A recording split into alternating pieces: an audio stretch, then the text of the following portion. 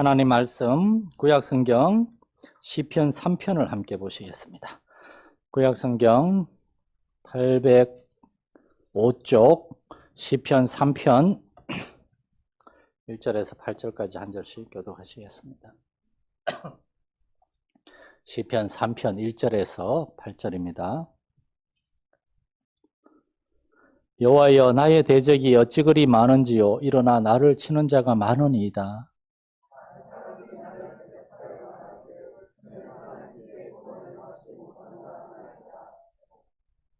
여호와여, 주는 나의 방패시오 나의 영광이시오 나의 머리를 드시는 자이시니이다.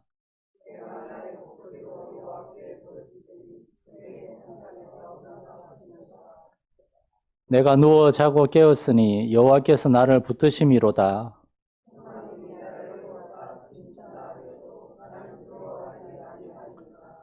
여호와여, 일어나소서. 나의 하나님이여, 나를 구원하소서. 주께서 나의 모든 원수의 뺨을 치시며 악인의 일을 꺾으셨나이다.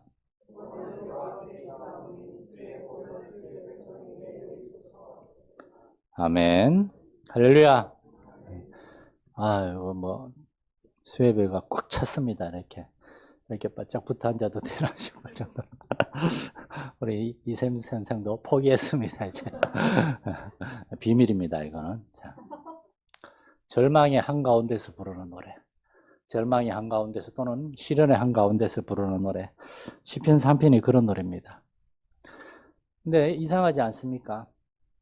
왜 1편, 2편에 그 위대한 복음적인 시편을 소개하고 난 다음에 그 다음에 세 번째 시편에서 이제 처음으로 다윗을 저자로 이제 이렇게 분명히 언급한 시편을 시편 3편인데 시편 3편이 하필이면은 절망이 한가운데서 부르는 노래.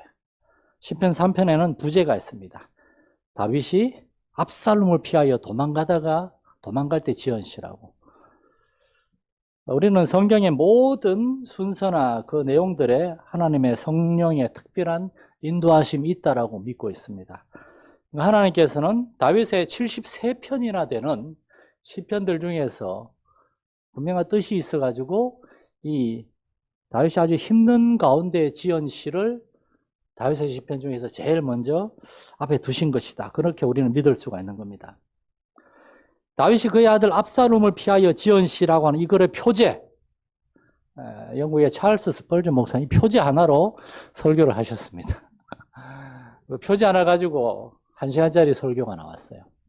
저도 그냥 그런 식으로 해볼까 하다가 로마서도 너무 질질 끄는데 그래서 오늘은 하루 만에 3편을 끝낼 겁니다. 언제 끝날지는 장담 못하겠습니다. 설교를. 이 표제에서는 세 가지 중요한 사실을 얘기하고 있습니다. 첫 번째, 시편 3편은 다윗이 아주 나이 많아서 지은 시라는 겁니다. 압살롬이 다윗을 반역했을 때 다윗의 나이는 적어도 60세에서 70세 사이였습니다. 바울 당시에 로마 제국 시대에 사람들의 평균 수명이 40살이 안 됐거든요. 그러니까 그 이전 1000년 전의 시대인 다윗 시대에 사람들이 오래 살 수 있겠어요. 다윗이 왕이었고 그렇기 때문에 이렇게 오래 살 수 있었다. 하나님 은혜가 오래 살았던 겁니다. 그런데 다윗이 그 노년에 아들에 의해서 이렇게 반역을 당해가지고 도망을 가고 있는 겁니다. 압살롬은 다윗의 여러 아들들 중에서 세 번째 아들입니다. 예루살렘 오기 전에 헤브론에서 낳은 세 번째 아들. 그러니까 다윗이 30살이 갓 넘었을 때 아주 젊을 때 낳은 아들입니다. 그러나 압살롬이 커가지고 아버지한테 반역의 칼을 휘두를 정도면 적어도 한 30은 넘었겠죠. 다윗이 노년에 이러한 일을 당한 거예요. 또한 여기서 우리는 두 번째로 알 수 있는 것은 다윗은 70세에 이제 세상을 떠났잖아요. 70평생 중에서 이 그의 아들 압살롬을 피하고 있을 때가 그의 생애에서 가장 어렵고 힘든 시기였다는 겁니다. 노년에 자기 친아들한테 죽이겠다는 위협을 받고 도망갔을 때 얼마나 힘들었겠습니까? 세 번째로 우리는 바로 그러한 가장 힘든 시기에 다윗이 하나님 앞에 시를 썼다는 사실을 우리가 알 수 있습니다. 다윗을 가장 힘들게 하는 그러한 상황 가운데서 다윗은 시를 썼어요. 사무엘하 15장 30절에 다윗이 아들 압살롬을 피해서 도망갈 때의 상황을 이렇게 기록하고 있습니다. 다윗이 감람산 길로 올라갈 때에 그의 머리를 그가 가리고 맨발로 울며 가고, 그리고 그와 함께 가는 모든 백성들도 같이 울면서 올라갔다고 되어 있습니다. 왕이 저렇게 울면서 맨발로 머리를 다 풀어헤치고 얼굴을 가리고, 왜 다윗은 이런 식으로 갔을까요? 이 구절을 가지고 오랜 시간 묵상을 했습니다. 다윗은 너무 슬프기도 하지만은 너무 부끄러운 거예요.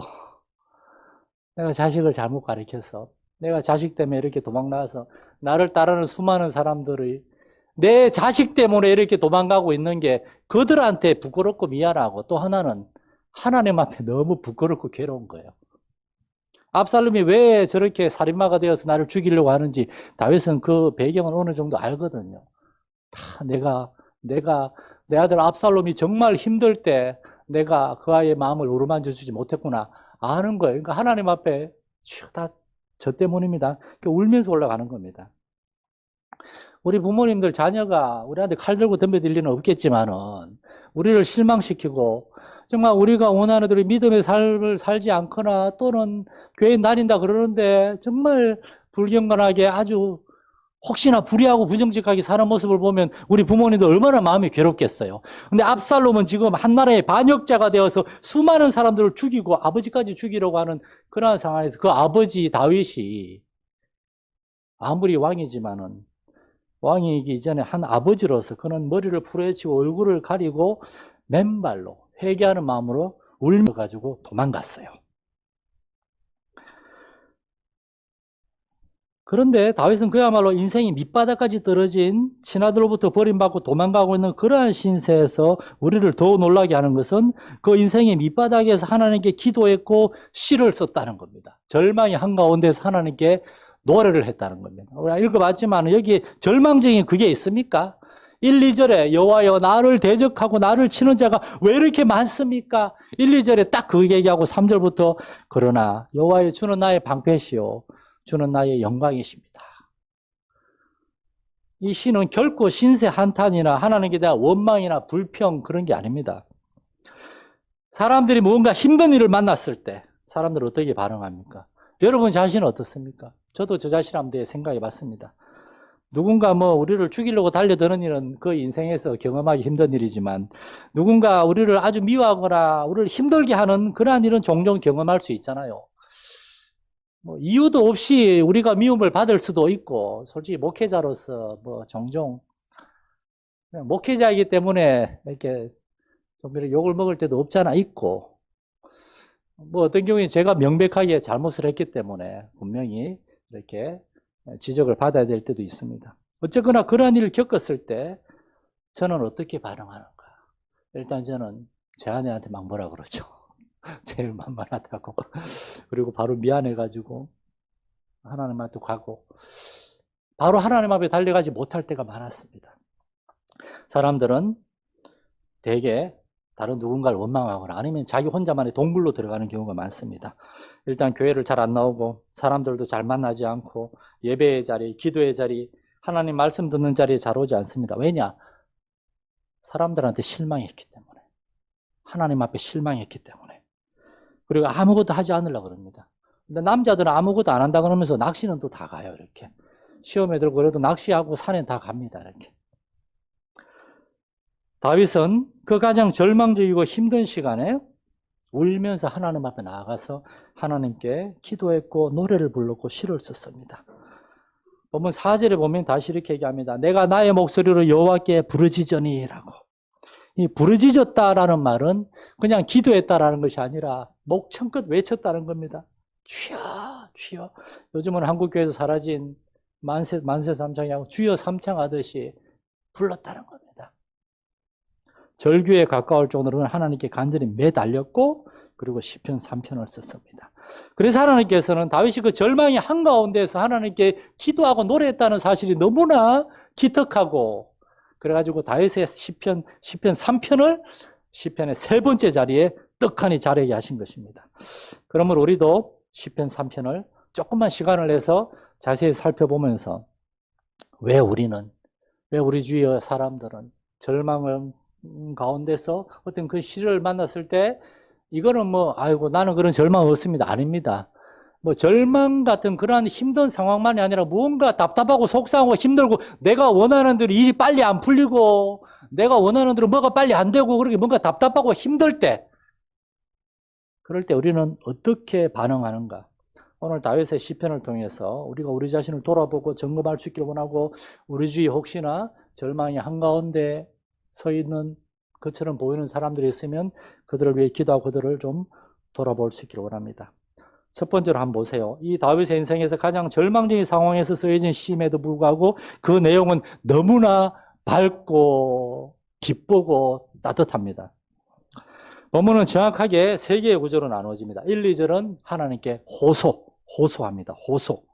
두 번째 3절에서 7절은 하나님의 하나님의 응답에 대한 확신입니다. 확신이라고 해두죠. 그리고 마지막 8절은 그래서 다윗은 하나님에 대한 하나의 진리, 교리를 얘기합니다. 하나님께 대한 호소와 하나님의 응답에 대한 확신, 그로 인해서 하나님에 대해 알게 된 진리, 교리. 이 다윗의 시편은 그냥 아무렇게나 지은 시가 아니에요. 다윗은 기도한 다음에 나중에 시간을 내가지고 자기가 기도했던, 노래했던 것을 잘 정리해서 시로 만든 겁니다. 첫 번째 부분 1, 2절을 보세요. 1, 2절은 정말 호소라고 할 수 있습니다. 여호와여, 나를 대적하는 자, 일어나 나를 치는 자가 왜 이렇게 많습니까? 많은 사람이 나를 대적합니다. 이걸 왜 호소라고 부르는가? 호소라는 말은 부를 하소연할 소. 그래서 부르고 하소연한다는 겁니다. 그래서 1절은 여호와여라고 시작합니다. 여호와여. 다윗은 하나님의 이름을 먼저 불렀어요. 여러분 어렵고 힘들 때에 하나님의 이름을 먼저 부를 수 있는 여러분 되시기를 축원합니다.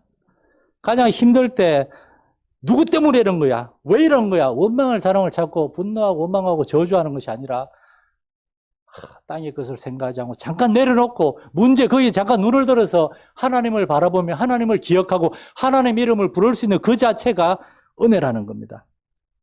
다윗은 하나님 아버지 이름을 불렀어요. 자신의 친아들인데 자신을 냉혹하게 저버리고 자신을 죽이라고 하는 압살롬을 생각하면서 그 나쁜 아주 그냥 씹어먹어도 원차를 이러면서 압살롬의 이름을 부르면서 욕하지도 않았고 압살롬의 어머니를 생각하면서 왜 아들을 이따위로 키운 거야 그 옆에 있는 내는 하면서 뭐라 그러지도 않았고 다윗은 사람이 아니라 하나님을 먼저 생각하고 여호와여 하나님을 불렀습니다. 여러분 어린 자녀들은 어렵고 힘든 일을 만나면 누굴 부릅니까? 엄마, 아빠 부르죠. 엄마, 아빠 부르면 일이 다 해결되니까. 성경에도 어려운 일을 만났을 때 믿음의 사람들 언제나 하나님의 이름 부르기를 주저하지 않았습니다. 아브라함은 하나님의 인도하심을 따라 가나안 땅에 왔다가 흉년을 겪었다가 큰 일을 경험하고 난 다음에 이제 하나님 앞에 나와서 창세기 13장 4절에 보면 그가 처음으로 제단을 쌓은 곳 거기서 여호와 이름을 불렀다라고 돼. 여호와 이름을. 모세도 미디안 광야 호렙산에서 막 떨기나무가 타고 있는데 재가 되지 않는 거기에서 하나님 음성을 듣고 하나님 당신은 누구십니까? 하나님 이름을 물었고 하나님이 나 이름은 여호와다 그랬을 때 우리 조상 아브라함과 이삭과 요셉의 하나님 야곱의 하나님 여호와시군요. 여호와 이름을 가지고 하나님을 알게 되고 워낙 신들이 많으니까요. 예수님도 겟세마네 동산에 이제 곧 닥쳐올 십자가의 고난을 앞두고 하나님을 불렀습니다. 예수님의 부른 이름은 특별한 이름입니다. 아버지요. 나의 아버지. 사실은 정확한 표현은 하나님에 대한 가장 친근한 아빠, 아버지요. 우리가 힘든 일을 만나면 하나님이 되게 멀리 있게 느껴지잖아요. 우리 자신도 왠지 하나님하고 상관없는 것 같고 때로는 더 심하게 정말 내가 구원받은 하나님의 자녀인가? 그런데 하나님 왜 나를 이렇게 힘들게 하시나? 내 마음은 왜 이렇게 불신한가? 불평과 원망과 두려움에 휩싸였는가? 모든 하나님과의 관계가 의심되고 막 그러고 하나님이 되게 멀게 느껴지는데 다윗은 예수님은 가장 힘들 때 더욱 하나님한테 가까이 나아가가지고 하나님 이름을 불렀습니다. 이렇게 함으로써 이렇게 하나님 앞에 하나님의 이름을 부르면서 자신이 처한 상황을 정직하게 하소연함으로써 다윗은 하나님 앞에 직접 이야기했을 때 하나님의 은혜를 받을 수가 있었습니다. 너무 힘들면은 말도 하기 싫고 귀찮고 그냥 가만히 있고 싶은데 다윗은 자신이 처한 힘든 상황을 하나님 앞에 이야기했어요. 그렇게 함으로써 우리도 우리 자신의 문제를 객관적으로 돌아보고 정리할 수 있습니다. 저는 종종 노트나 이렇게 컴퓨터에 힘들고 답답할 땐 제 마음을 간단하게 정리를 합니다. 이렇게 써요. 나를 힘들게 하는 것들. 내가 왜 이렇게 화나고 속상하고 그러지? 첫 번째, 두 번째, 세 번째 쭉쭉 써나가다 보면은 전부 다 정말 부끄럽게도 아무것도 아닌 이유예요. 실제로 뭐 성도들한테 예를 들어 섭섭한 일을 제가 느끼고 막 씁니다. 하나님의 성도들이 저를 무시합니다. 제 말 안 듣습니다. 막 써놓은 다음에 나중에 가만히 보고 쓰면 사실은 아닌 것 같습니다. 그건 제 생각인 것 같습니다. 왜냐? 그 내가 느끼는 거지 실제로 성도들이 하는 행동이나 그런 걸 보면 전혀 무시하지. 수요일 날 이렇게 많이 나오는 거 보세요. 이렇게 얼마 전에 또 예배 가지고 뭐라 그랬다고 이렇게 막 열심히 나오고 또 미안하고 이렇게 막 다시 고쳐 쓰고 그러면서 이렇게 다윗처럼 막 얘기하다 보면은 나중에 되면은 막 혼자 울면서 회개하고 있습니다. 하나님, 난 너무 교만합니다. 마산 땅에 처음에 올 때는 진짜 아무 생각도 없이 왔는데 그 이전에 한국에 선교사로 들어올 때 제가 22년 전에 제 아내하고 선교사로 처음 나갈 때 우리가 선교사로 나갈 때 가지고 나왔던 표어가 비전이 뭔지 아십니까? 하나님의 말씀이 이끄시는 선교 공동체. 그걸 가지고 나가서 그거 가지고 제가 막 제 아내한테 얘기하고 그랬는데 제 아내 꼬실 때도 막 그 얘기하고 그랬는데 저희 마산에 왔을 때 하나님 제가 그 작은 시골 교회 와서 보니까 마산이 시골이 아니더구만요. 서울 사람은 다 시골이라 그러던데 이 지방의 교회에 내가 이어서 뭘 해야 되겠습니까? 하나님의 말씀이 이끄시는 선교 공동체를 꿈꿔왔는데 지금 선교사는 아니지만 한국에 들어왔지만 하나님의 말씀이 이끄시는 그런 공동체 하겠습니다. 그래서 처음으로 2013년 1월에 4주간 동안 제가 4주간 내내 설교 제목이 하나님의 말씀이 이끄시는 교회. 에스라와 느헤미야를 계속 설교했습니다. 그때 한 10명 앉아 있었거든요. 40분 동안 제가 막 그 설교를 했을 때 우리 장군사님 목 아파 죽는 줄 알았습니다. 목사님 이러면서. 근데 지금 이렇게 하나님이 말씀이 거시는 교회를 막 세워주시고 장로님부터 뭐 성도들 전부 다 여기에 전적으로 동의하고 사실 수많은 교회들 중에 여러분이 우리 교회 온 이유가 저것 때문이라고 하는 분들이 그렇게 많은데 큰 교회가 아니라 하나님의 말씀이 이끄시는 교회를 소망하는 거, 그거 보고 왔다고 하는 이렇게 많은데 나는 왜 이렇게 불평과 불만이 많은 것인가? 여러분, 우리의 상황을 객관적으로 돌아보고 점검하고 하나님 앞에서 이야기할 수 있길 바랍니다. 그때 하나님께서 우리의 눈을 열어주실 것이고 우리의 마음을 열어주실 것이고 사실은 우리가 그렇게 절망적이진 않다는 것을 깨닫게 하실 줄로 믿습니다. 그래서 우리는 하나님 앞에 하소연할 수 있어야 돼요. 그래서 정말 힘들고 어려울 때 사실은 우리와 하나님과의 관계가 드러나는 법입니다. 제자들은 예수님이 겟세마네 동산에서 기도하시다가 자백하실 때 다 도망갔어요. 몇 시간 전에 뭐라 그랬습니까? 주님, 다 주를 버릴지라도 나는 끝까지 주님을 부르지 않겠습니다. 라고 얘기해놓고 몇 시간 만에 다 도망갔습니다.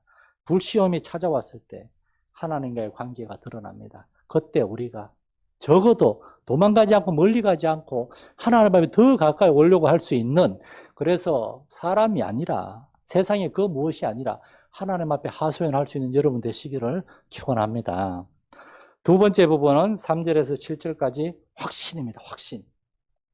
놀랍게 다윗은 1, 2절에서 하소연하고 3절부터는 하나님은 반드시 응답하십니다. 하나님은 반드시 응답하실 줄 믿습니다라고 하는 확신에 대해서 얘기합니다. 그래서 이 부분은 확신의 기도, 확신의 노래예요.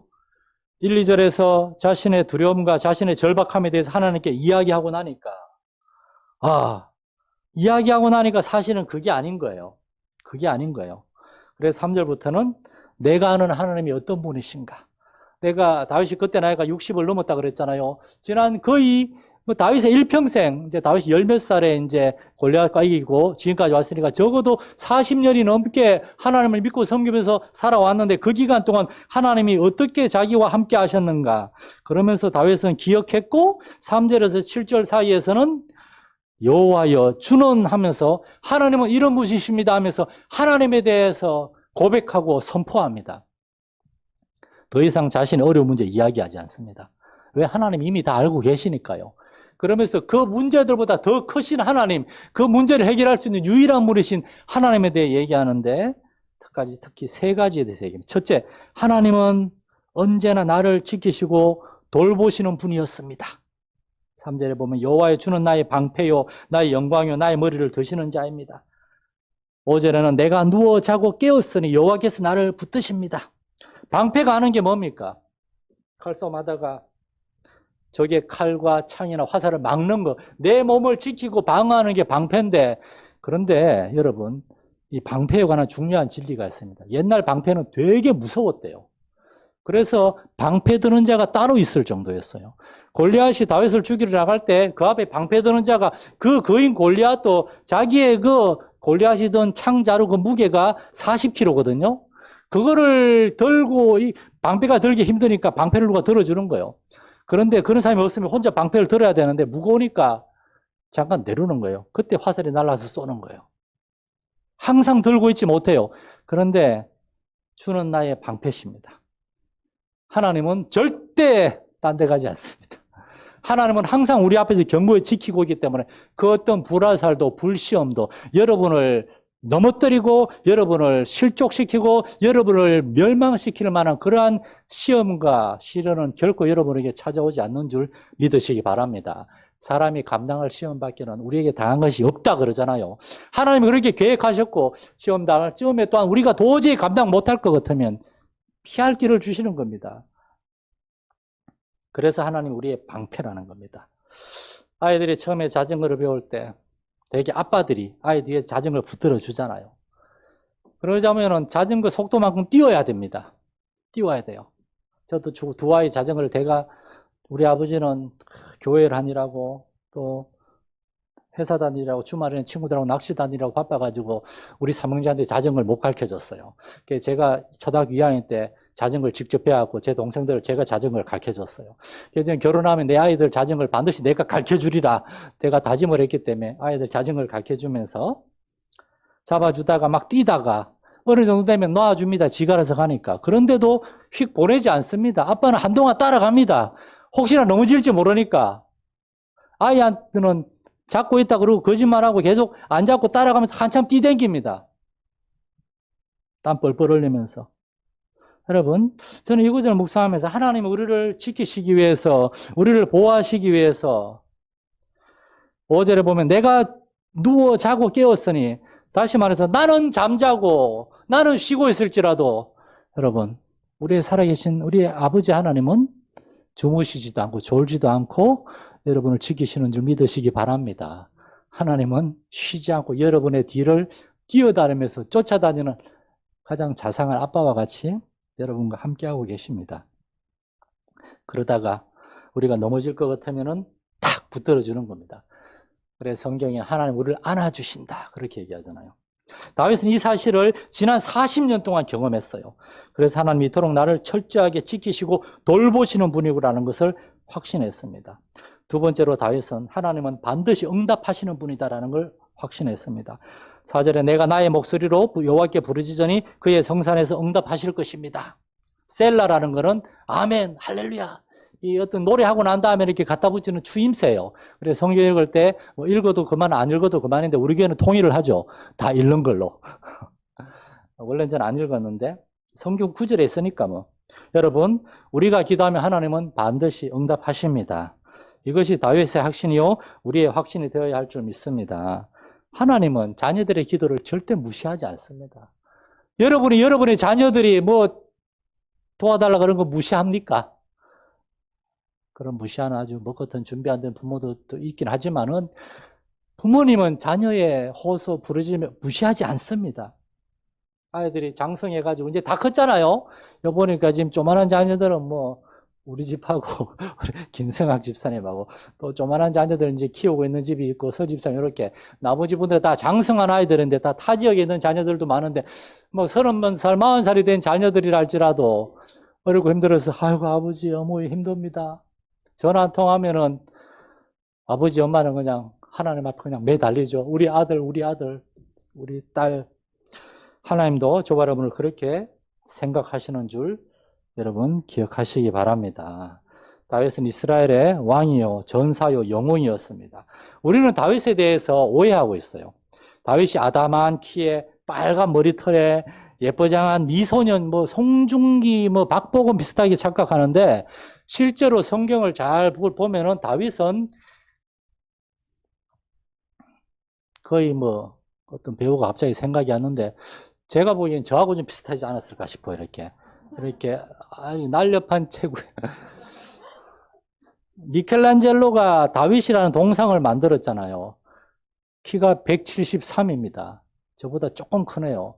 체구가 저하고 많이 비슷한 것 같아요. 인물은 훨씬 좋죠, 저보다 물론.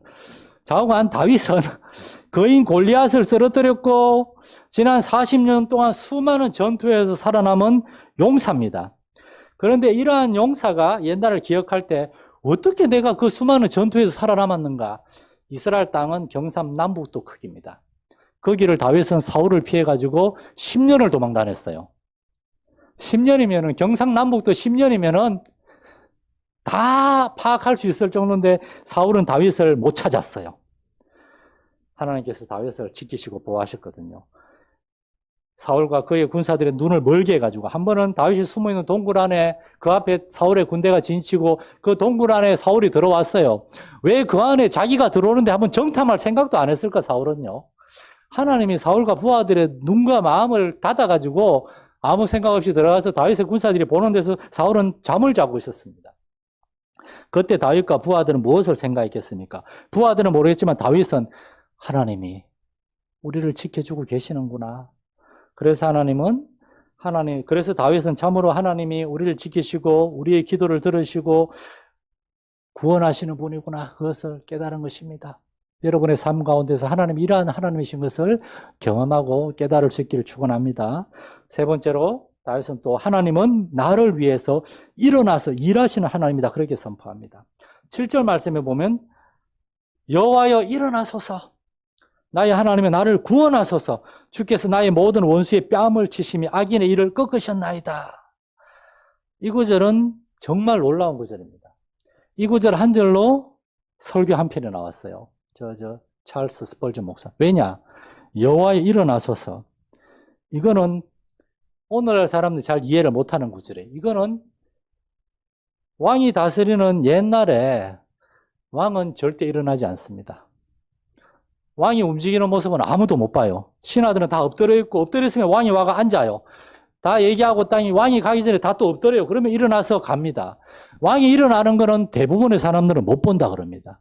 실제로 조선시대 사람들은 왕의 얼굴을 대부분 못 보고 알아보지도 못했어요.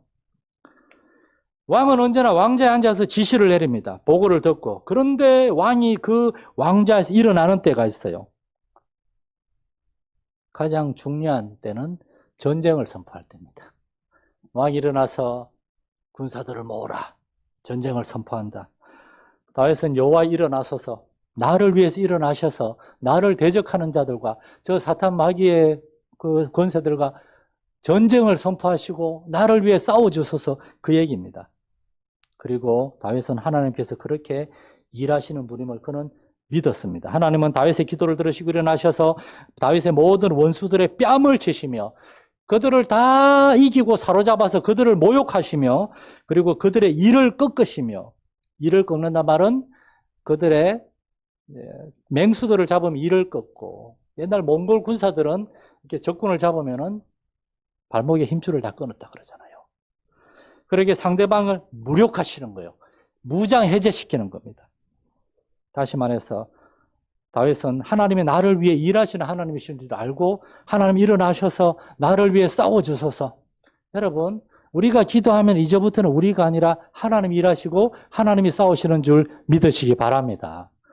그러니까 기도하고 너무 답답해하고 너무 초조해하고 그러지 마세요. 기도하고 맡겨놨으면 이제 두 마음을 품지 말고 두 마음이 자꾸 생기죠. 저도 그렇습니다. 그럴 때는 노래하고 기다리는 겁니다. 함께 기도하는 게 좋아요. 혼자 기도하는 것보다 기도 제목을 함께 기도하고 서로 격려하고 우리 권사님, 집사님 자꾸 얼굴 표정이 왜 이렇게 초조해하나 보네. 두 마음을 품지 마세요. 막 서로 간에 이렇게 격려하면서 이렇게. 마지막 세 번째 부분을 간략하게 보고 말씀을 마치겠습니다. 8절 한 구절입니다. 사실 이 한 구절로도 굉장히 긴 설교가 하나 나와야 되는데 이 한 구절은 이렇게 얘기합니다. 그러므로 구원은 여호와께 있사오니 주의 복을 주의 백성에게 내리소서. 이 한 구절에서 다윗은 이렇게 얘기합니다. 그러므로 하나님은 우리를 구원하실 뿐만 아니라 또한 복 주시는 분이심을 선포합니다. 구원은 단번에 일어납니다. 우리가 회개하고 예수님을 나의 구주로 나의 구세주로 믿으면 구원받습니다.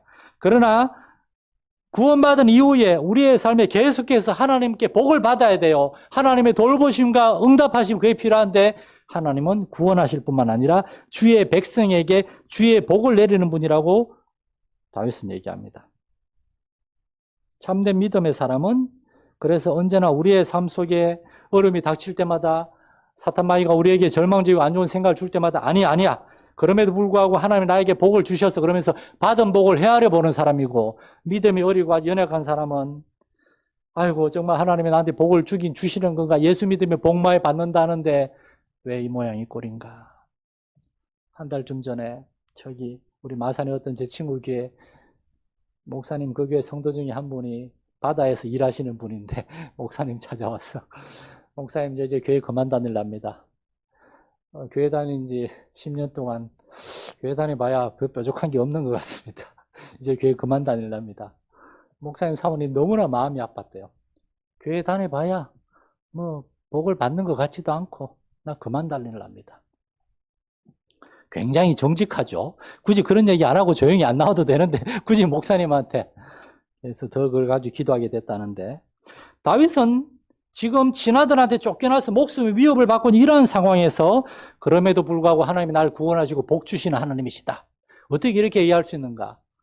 빨리 세 가지를 얘기하겠습니다. 첫째, 압살롬의 치밀한 준비에도 불구하고 다윗은 예루살렘을 무사히 빠져나왔습니다. 사실 그 당시 상황은 다윗은 예루살렘에 빠져나오지 못하고 죽을 만한 상황이었는데 하나님께서 다윗의 친구 아렉 사람 후세를 통해서 압살롬의 그 모사 아히도벨의 계략이 파하고 아히도벨이 빨리 가서 요단강 건너기 전에 다윗을 잡아 죽이자 그랬거든요. 그런데 아렉 사람 후세가 내가 보기에 그랬다간 다윗이 얼마나 싸움 잘하는데 맞붙어 싸우면 우리가 패배할지도 모릅니다. 기다렸다가 나중에 전열을 정비해서 갑시다. 그동안에 다윗이 요단강을 건넌 겁니다. 하나님이 다윗을 살려주셨어요. 두 번째로 하나님의 복은 압살롬이 4년 동안 다윗의 부하들 많은 사람들의 마음을 얻었는데 그럼에도 불구하고 많은 충성스러운 다윗의 30명 용사들과 많은 신하들이 다윗에 대한 믿음을 신뢰를 저버리지 않고 다윗을 따라 나왔다는 겁니다.